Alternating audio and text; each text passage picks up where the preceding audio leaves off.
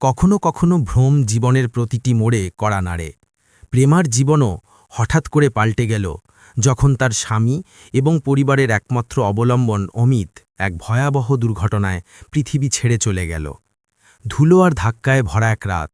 রানীর ঘরের উনুন, রুটি, তার আরাম এবং ভবিষ্যৎ সবকিছু মুছে দিল। বাপের বাড়িতেও সে পুরো সমর্থন পেল না। রাজস্থানের মধুবনী জেলার বাইরের দিকে অবস্থিত এক ছোট গ্রামে প্রেমার জীবন শান্তিতে কাটছিল। সে এবং তার স্বামী অমিত গ্রামের সাধারণ দম্পতি ছিল। অমিত ট্রাক চালাত আর প্রেমা ঘর সামলাত। দুজনের স্বপ্ন ছিল যে একদিন তাদের নিজের একটি ছোট ধাবা হবে, যেখানে মুসাফিররা এসে বাড়ির মতো খাবার খাবে। কিন্তু কে জানত যে স্বপ্ন হঠাৎ ভেঙেও যেতে পারে। এক সন্ধ্যায় অমিত ট্রাক নিয়ে বেরিয়েছিল। হাইওয়েতে ঘন কুয়াশা ছিল। কোনো এক ট্রাক পেছন থেকে ধাক্কা দিল, আর সেই রাত প্রেমার জীবনের সবচেয়ে ভয়ঙ্কর স্বপ্ন হয়ে গেল। সকালে গ্রামে খবর এলো অমিত আর নেই।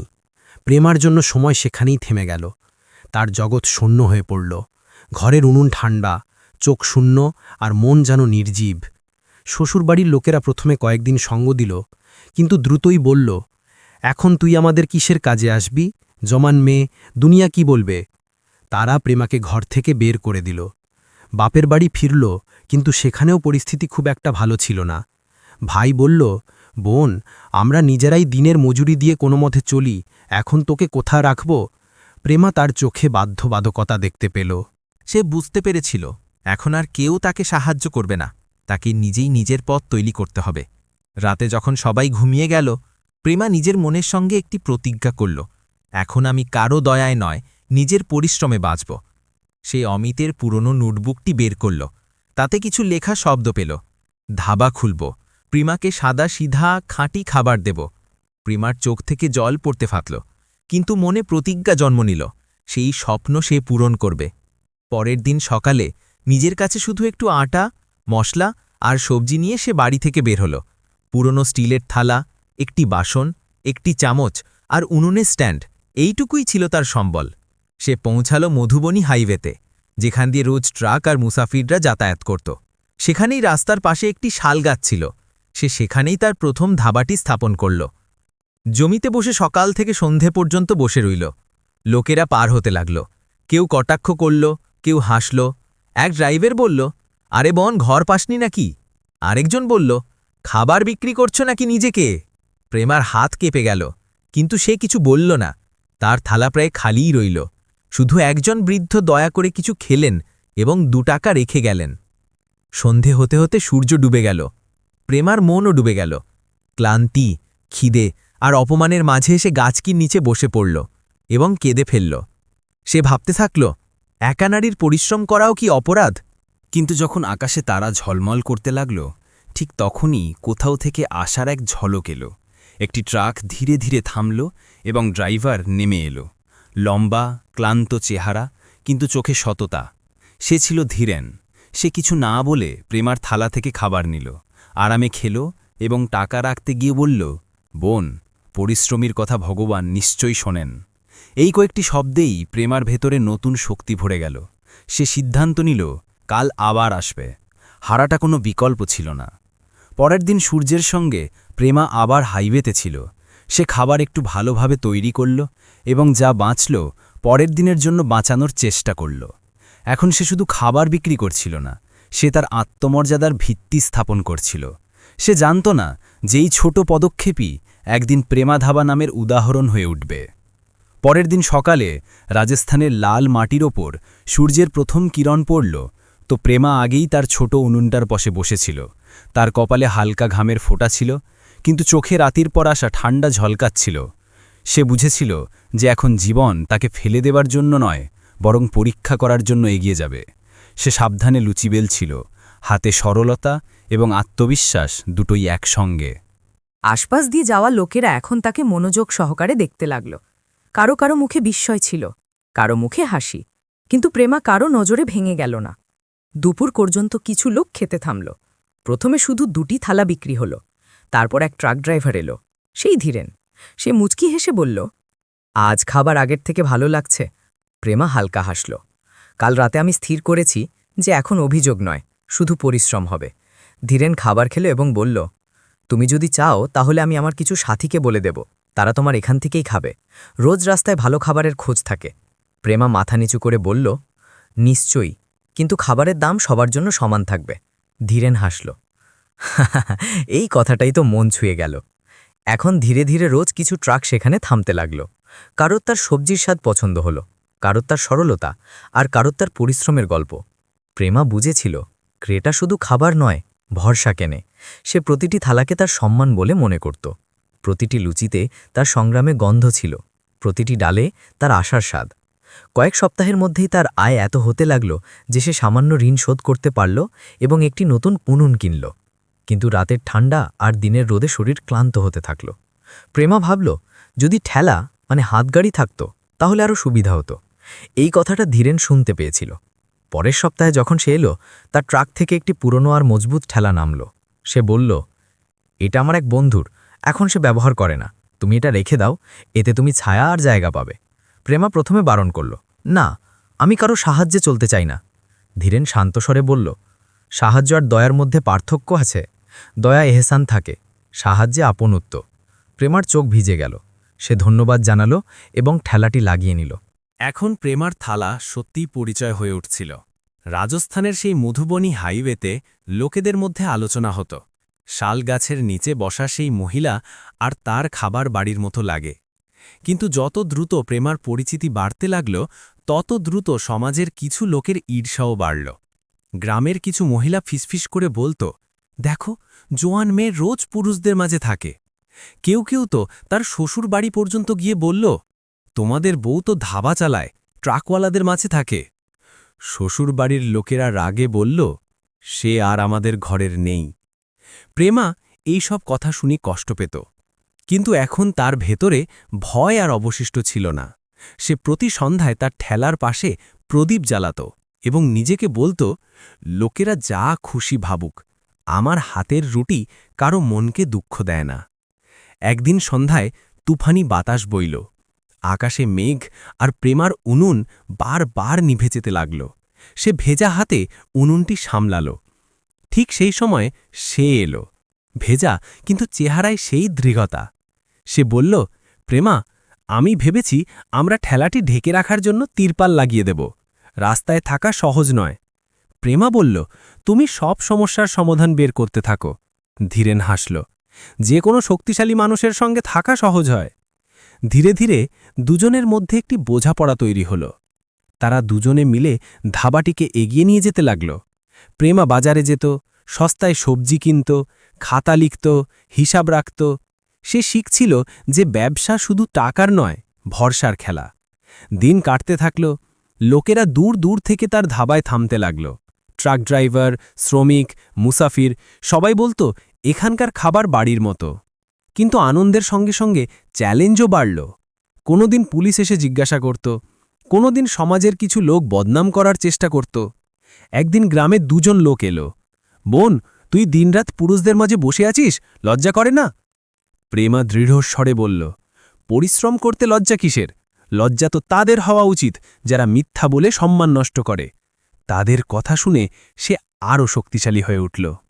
রাতে যখন বাতাস বইত, সে গাছটি নিচে বসে অমিতের ছবি দেখত এবং বলত, দেখো অমিত, তোমার স্বপ্ন এখন ধীরে ধীরে সত্যি হচ্ছে। কিন্তু প্রেমা জানত যে এই পথটি এখনও অনেক লম্বা। সমাজের নজর, গুজব, ঈর্ষা সব তার সামনে দেওয়াল হয়ে দাঁড়িয়েছিল। কিন্তু তার কাছে এখন একজন সাথী ছিল, ধীরেন, যে চুপচাপ সাহায্য করত, কখনো পরামর্শ দিত, কখনো শুধু পাশে বসে থাকত, যাতে তার মনে হয় সে একা নয়। প্রেমার ধাবা এখন সেই এলাকার পরিচিত নাম হয়ে উঠেছিল। প্রতিদিন সকালে শাল গাছের নিচে ধোঁয়া উঠত এবং তার সঙ্গেই উঠত এক নারীর পরিশ্রমের সুগন্ধ। কিন্তু যেখানে পরিশ্রম উজ্জ্বল হয়, সেখানেই কিছু চোখ সেই আলো নেভানোর চেষ্টা করে। একদিন দুজন অচেনা লোক ধাবায় এলো। তারা খেল, কিন্তু যেতে যেতে একটি কটাক্ষ ছুড়ে দিল, আরে, এটা তো ধীরেনের বউ, তাই না? সেই যে রোজ রাতে এখানেই থাকে। প্রেমা শুনে থমকে গেল। পাশে বসা কিছু ড্রাইভার কথাটি এড়িয়ে গেল, কিন্তু তার হৃদয় তীরের মতো বিঁধল। রাতে যখন ধীরেন এলো, প্রেমা সরাসরি জিজ্ঞেস করল, লোকেরা বলছে যে আমি তোর বউ, তুই কাউকে কিছু বলেছিস? ধীরেন হতবাক হয়ে গেল। কি বলছিস প্রেমা? আমি কেন এমন বলবো? তাহলে লোকেরা কেন বলছে? কেন আমার নামকে তোর নামের সঙ্গে জুড়ছে? ধীরেন মাথা নিচু করল। লোকেদের কাজই হলো বলা, তুই শুনে কেন কষ্ট পাচ্ছিস? প্রেমা ধীর স্বরে বলল, কারণ এই কথাগুলো আমার সেই সম্মানের ওপর লাগছে যার জন্য আমি রোজ মাটিতে পুড়ি। পরের কয়েকদিন তাদের দুজনের মধ্যে দূরত্ব তৈরি হল। প্রেমা এখন বেশি কথা বলতো না, সে শুধু নিজের কাজে লেগে থাকত, কিন্তু গুজব থামার নাম নিচ্ছিল না। কেউ বলল রাতে ধীরেন সেখানেই থাকে, কেউ বলল তারা দুজনে মিলে ধাবার ব্যবসা চালায়। কথাটি গ্রামের সরপঞ্চের কাছে পৌঁছাল। একদিন সে প্রেমাকে ডাকল। দেখ প্রেমা, সে বলল, আমাদের গ্রামের মহিলারা এখন তোর থেকে দূরে থাকতে চায়, তোর জন্য বদনাম ছড়াচ্ছে। প্রেমা সংযত কণ্ঠে বলল, সরপঞ্চজি, আমি কারো অধিকার কেড়ে নিচ্ছি না, আমি কারো সম্মানের ওপর কথা বলছি না, আমি শুধু খাবার বানাই, শুধু তাই। সরপঞ্চ বলল, লোকেরা মানুক বা না মানুক, সমাজ তো সেটাই মানে যা শোনা যায়। প্রেমার চোখ ভরে এলো। তাহলে কি এখন সত্য কথা বলা মানুষ অপরাধী আর মিথ্যা ছড়ানো মানুষ সম্মানিত? সে কিছু না বলে ফিরে গেল। সেই রাতে যখন সে ধাবায় একা বসেছিল, তখনই কিছু দুষ্টু লোক এলো। তারা হাসতে হাসতে বলল, আরে ধীরেন কোথায়? আজ তোর মরদ আসেনি নাকি? প্রেমা কিছু বলল না। তাদের মধ্যে একজন এগিয়ে এলো এবং বলল, চল, আজ আমরাও প্রেমার বাহাদুরি দেখে নিই। প্রেমা কাছা রাখা বেলনটি তুলে নিল এবং তার চোখে আগুন ছিল। এক পাও যদি আর এগিয়েছিস তো ওই বেলন দিয়েই মাথা ফাটিয়ে দেব। তারা ভয় পেয়ে পিছু হটল, কিন্তু যেতে যেতে হুমকি দিয়ে গেল, দেখে নিস, তোর ধাবার নাম মুছে দেব আমরা। পরের দিন প্রেমা দেখল তার ধাবার তক্তা ভেঙে দেওয়া হয়েছে, বাসনপত্র ছুঁড়ে ফেলা হয়েছে, আটা মাটিতে মিশে আছে। প্রেমা চুপচাপ বসে পড়ল। চোখ থেকে জল পড়ছিল না, কারণ এখন ব্যথা নয়, শুধু আগুন বাকি ছিল। ধীরেন এলো এবং সব দেখে স্তব্ধ হয়ে গেল। কে করেছে এটা? প্রেমা বলল, সেই সমাজ যে আমাকে বাঁচতে দিল না, যে নারীর পরিশ্রমকে ভয় পায়। ধীরেন বলল, আমরা আবার বানাবো।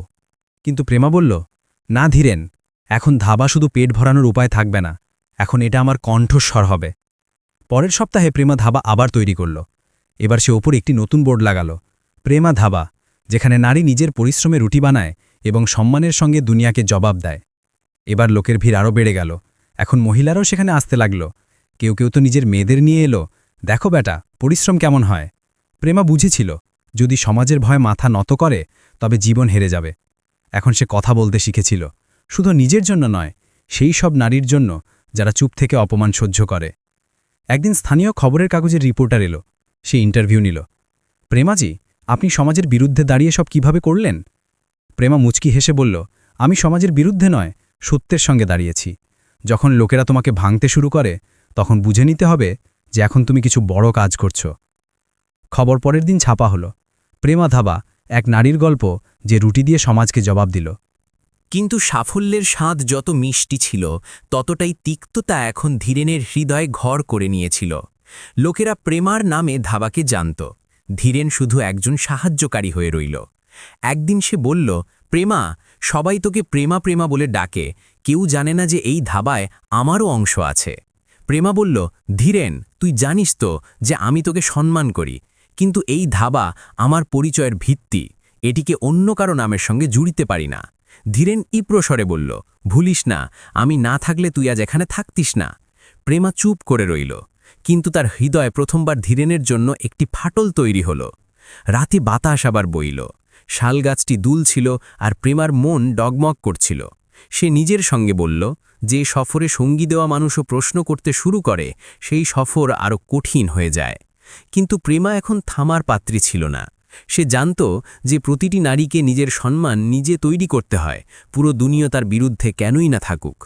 গুজব, ঈর্ষা আর সমাজের বাঁধনের মাঝে প্রেমা এখনও তার রুটিগুলোর সঙ্গে স্বপ্ন শেখছিল। কিন্তু এখন পরিস্থিতি ধীরে ধীরে বিষাক্ত হয়ে উঠছিল।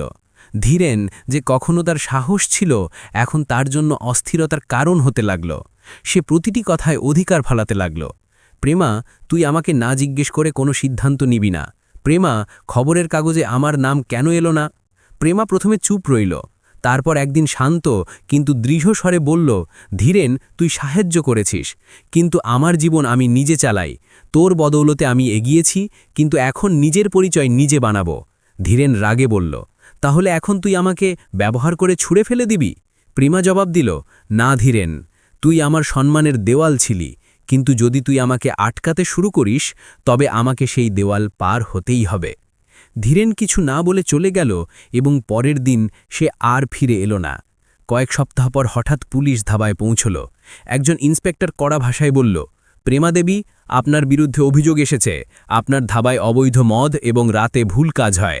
প্রেমা অবাক হয়ে গেল, এসব মিথ্যে, আমি তো শুধু খাবার বিক্রি করি।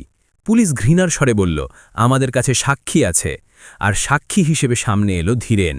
প্রেমার হৃদয় যেন থমকে গেল। ধীরেন চোখ নামিয়ে নিল, কিন্তু তার শব্দ বিষে ভরা ছিল। আমি নিজে দেখেছি যে রাতে কিছু লোক এখানে আসে।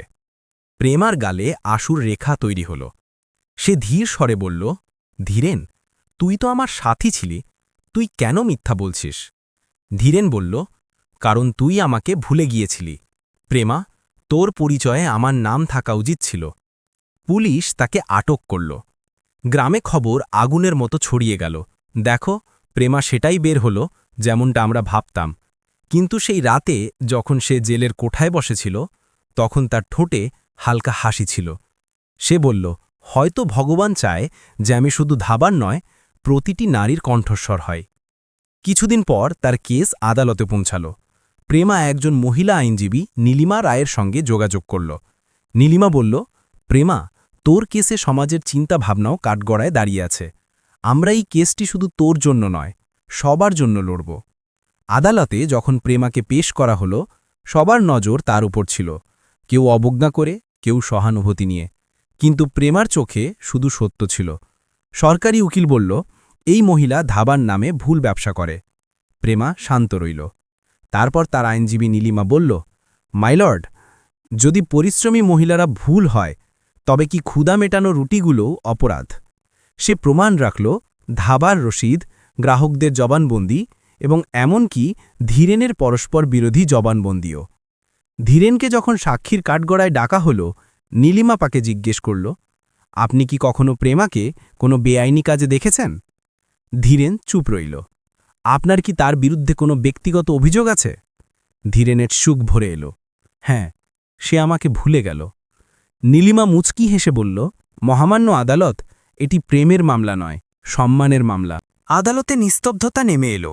বিচারক বললেন, প্রেমার মতো মহিলারা সমাজের মেরুদণ্ড, তাদের সম্মান পাওয়া উচিত, অভিযোগ নয়। প্রেমাকে সব অভিযোগ থেকে মুক্তি দেওয়া হলো। কিছুদিন পর প্রেমা আবার সেই জায়গায় ফিরে এলো যেখানে তার ধাবা দাঁড়িয়েছিল। শালগাছটি এখনও সেখানেই ছিল, মাটি এখনও সেখানেই, শুধু বাতাসে আজ স্বাধীনতার সুগন্ধ ছিল। সে আবার উনুন জ্বালালো। ধীরে ধীরে ট্রাক আসতে লাগল। লোকেরা এখন তাকে মাথা নত করে সেলাম করত। সে ধাবার বোর্ডে নতুন নাম লেখালো, প্রেমা ধাবা, ইজ্জতের রুটি, সাহসের স্বাদ, এবং নিচে ছোট অক্ষরে লেখা ছিল, যে নারী মাথা নত করে না, সে দুনিয়াকে উঠতে শেখায়। এক সন্ধ্যায় যখন সূর্য ডুবছিল, তখন ধীরেন সেখানে এলো। তার চেহারায় অনুতাপ ছিল। প্রেমা, আমি হেরে গেলাম, আমি তোকে অনেক কষ্ট দিলাম। প্রেমা বলল, ধীরেন, তুই যা করেছিস তা আমাকে ফেলেনি, বরং আমাকে উড়তে শিখিয়েছে। এখন আমি তোকে ক্ষমা করি, কারণ যদি আমি তোকে ক্ষমা না করি, তবে আমার মন কখনো শান্তি পাবে না। ধীরেন মাথা নিচু করল এবং চলে গেল। প্রেমা তার চলে যাওয়া পদচিহ্ন দেখল। তারপর শালগাছের নিচে প্রদীপ জ্বালালো। তার শিখা বাতাসে দুলছিল, কিন্তু নিভল না, ঠিক প্রেমার মতো। প্রেমা এখন শুধু একজন নারীর নাম নয়, সে প্রতীক সেই সব মানুষের যারা কটাক্ষ, হোঁচট এবং মিথ্যা অভিযোগ সহ্য করেছে, কিন্তু তবুও সত্য আর সম্মানের শিখা জ্বালিয়ে রেখেছে। সমাপ্ত। প্রেমা ধাবা, এক নারীর গল্প যে রুটি দিয়ে নয়, সম্মান দিয়ে দুনিয়াকে তৃপ্ত করে।